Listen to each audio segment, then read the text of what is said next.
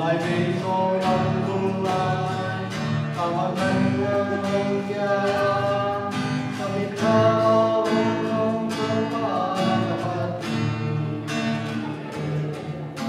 orang yang berkumpul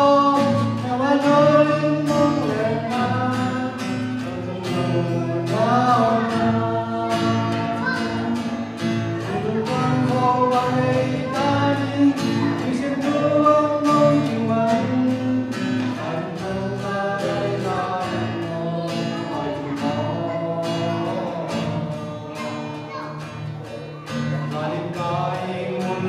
tentang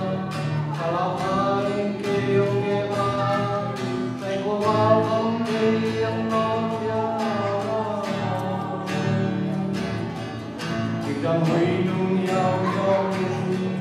thương nhớ mà một tâm tin thương như lên hoa em